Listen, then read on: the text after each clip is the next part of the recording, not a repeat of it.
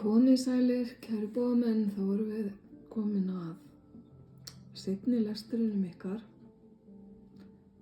Hér erum við að fara inn á svolítið öðruvísi hluti heldur en í hinum lestrinum. Annað svið skulum við segja. Við erum að skyggnast aðeins undir yfirborði hjá þér og þinni líðan, þínum tilfinningum og hvað það sem að þú ert kannski að burðast með eða þarft að læra að sleppa tökum á til að líða betur. Fyrsta spilið, afsakið, sem að kemur hér sterkt upp spil sem táknar fórnarlamb. Hver fórnarlambi hérna? Ert það þú sjálfur, kæri bóðamaður? Líður þér á einhvern hátt eins og fórnarlambi? Hefur þú orðið fyrir einhverju í lífinu sem að hefur kennt þér að fara í hlutverk fórnarlambsins? Spilin hérna í kring tala sektarkennd, að þú hafir vitandi eða óvitandi eyðilagt líf einhvers annars. Hvernig svo sem stendur á því að þú hafi fengið þá hugmynd. Börn taka stundum inn á sig sektarkennd og finnast hlutir vera þeim að kenna sem að ekki raunin. Ef til vill þetta eitthvað úr æskunni þinni. Og þetta sýnt sem fólk sem hefur verið saman sem núna sundur gæti táknað skilnað eða það hafi orðið skil á milli tveggja aðila sem hafi, eða ósætti sem hafi sent aðila í sitthvora áttina og ef þetta er ekki þú sjálfur, kæri bóðamaður, var þetta ef til vill einhver í þínu lífi sem að ber þarna mikla svona óvægna sektarkennd sem að hefur verulega áhrif á hann. Nú hitt spilið hér við hliðina heitir hreinlega sektarkennd. Og það sjáum við manneskju sem hálfbuguð af einhverjum ósýnilegum byrðum, snýr sér út í horn, skammast sín fyrir eitthvað óskilgreint sem að gæti hafa komið fyrir. Ef að þú kannast við þessar tilfinningar eða þessar stöðu sem að hér verið að tala þá byrjið þið bara endilega að halda áfram að horfa því að ég á eftir að draga hér fleiri spil sem að sýna lausnina eða hvernig best er að vinna út úr þessari stöðu. Það fylgja þessu líkamleg þyngsli og þessi þyngsli eru yfir brjóstkassa og herðar og það að vera fórnarlamb í eigin lífi og fara í gegnum lífið með þá tilfinningu að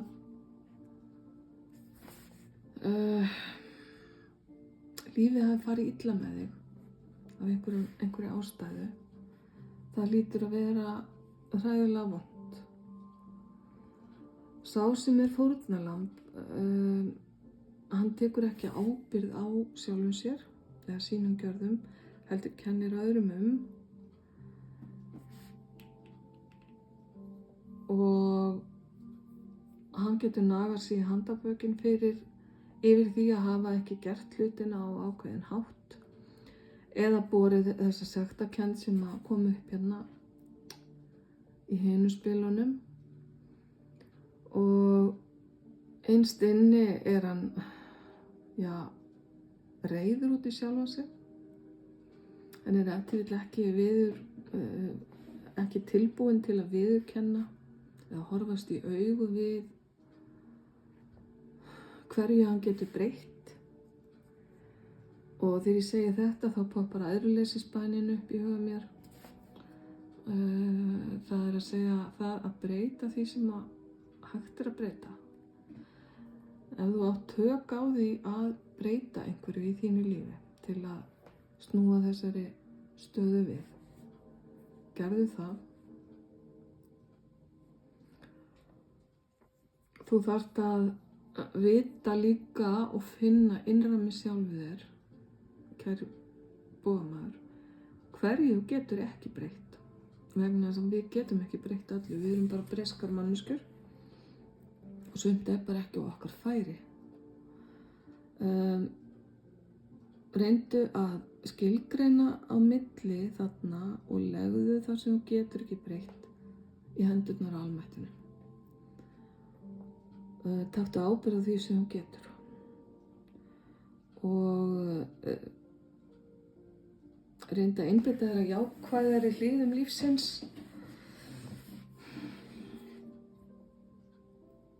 Og að tileinka þér jákvæðari viðhorf til annarra í lífiðinu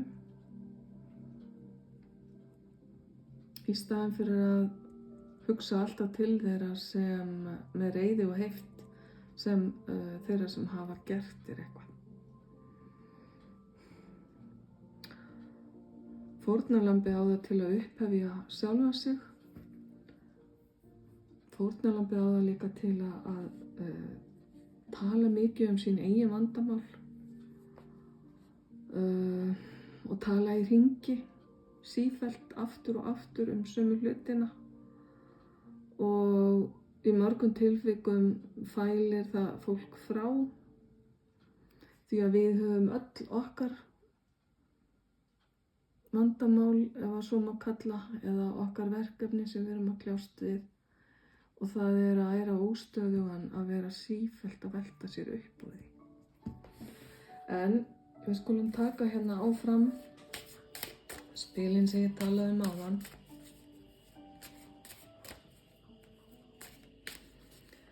Svo þarf ég að taka fram líka að, kæri bogamaður, að þetta þarf ekki að vera þú sjálfur sem ert í þessari fórnarlambsstöðu.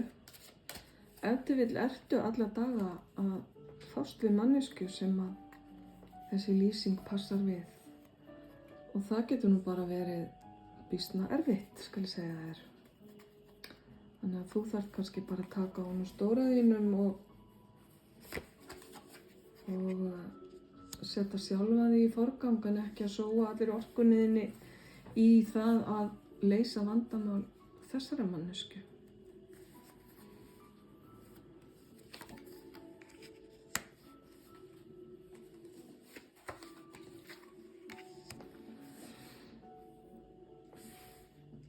Já, ég skil.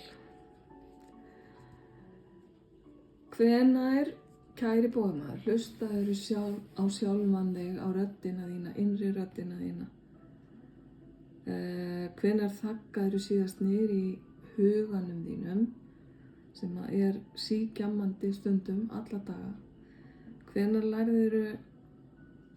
gafstu sjálfu þér, skulum við segja.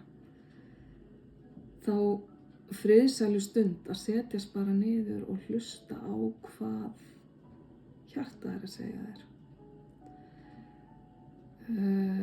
Ef þú manst ekki hvenær það var, eða ef það var mjög langt síðan, þá er komin tími á það. Að hlusta á þína innri líðan, ert á réttum stað í lífinu, ert að gera rétta hluti. Hvert er lífið að fara með þig? Ert að bera ábyrgð, ert að taka ábyrgð á sjálfum þér, fyrst og fremst, kæri bogamaður. Ert að bera ábyrgð á öðrum sem ættu að til vill að bera ábyrgð á sér sjálfur. Ef þú ert á góðum stað og ánægður með þitt líf, þá er líka ágætt að spyrja sig að því hvort að það að taka ábyrgð og eiga allt til alls, hvort að það gefi þér nægjanlega lífsfyllingu.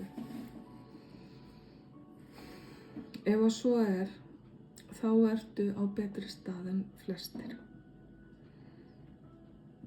Ef þú finnur að það að hafa allt, eiga allt, það er að segja að vera í einhvers konar draumastöðu eða óskastöðu, sé ekki nóg, þá þarftu svolítið að skoða það, hvað er það þá sem upp á vantar? Ertu ef til vill ekki að fá útrás fyrir sköpunina þína? Þarftu að sinna sjálfu þig betur á einhvern hátt, líkamlega eða andlega? Er einhver partur af þér eða þínu lífi sem að þér finnst þú vera að vanrækja? Svona spurningar sem að má velta upp. Og þú færð hérna 2 spil sem eru dálítið keimlík, sem heita ábyrgð eða það að geta stólað á eitthvað og svo það að hafa allt, að eiga allt. Og þetta hefur bæði með sjálfa þig og fjölskyldur að gera, þína fjölskyldu, væntanlega, afsakið mig. Svona hátalarinn minn slökkti á sér skemmtilega.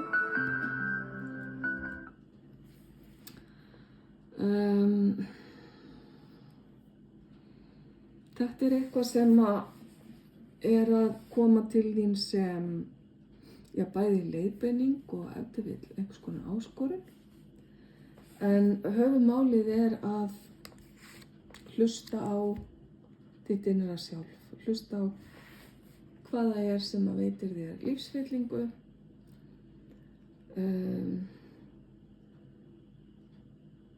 hvort að þér líði nægilega vel og hvort það þurfir ef til vill að hafa samband við eða leita til annara til að fara yfir málin. Og eins og ég sagði áðan, ef ekki er sjálfa þig að ræða, þá gæti hérna verið manneskja í lífiðinu sem að þarf þessar ráðleggingar líka, eða einhver sem er að velta fyrir sér svona tilganginum og lífsvirði sínu, skulum við segja. En þessi spil eru afskaplega björt og falleg og mikið af fallegum skilaboðum sem að segja mig það að staðan þín þrátt fyrir allt er afskaplega góð og að þú ert á góðri leið með að vera í þeirri stöðu sem að þú kannski hefur alltaf óskað þér.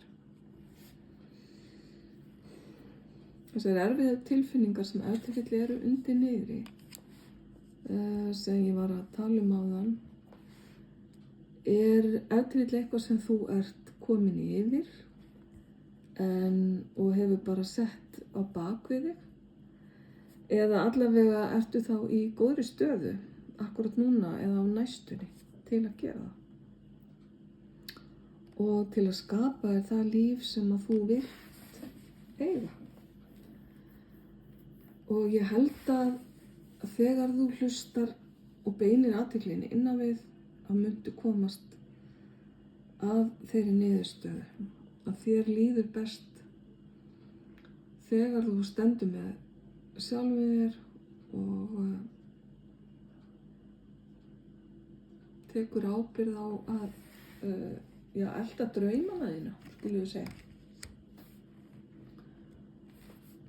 Því að hver vill ekki elta draumana sína ef að þessar kostur.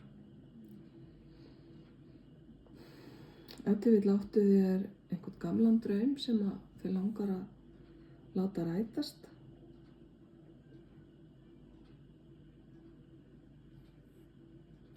En heilt yfir finnst mér þetta vera ferli sem að þú ert í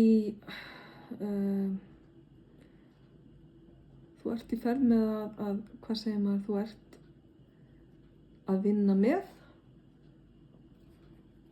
og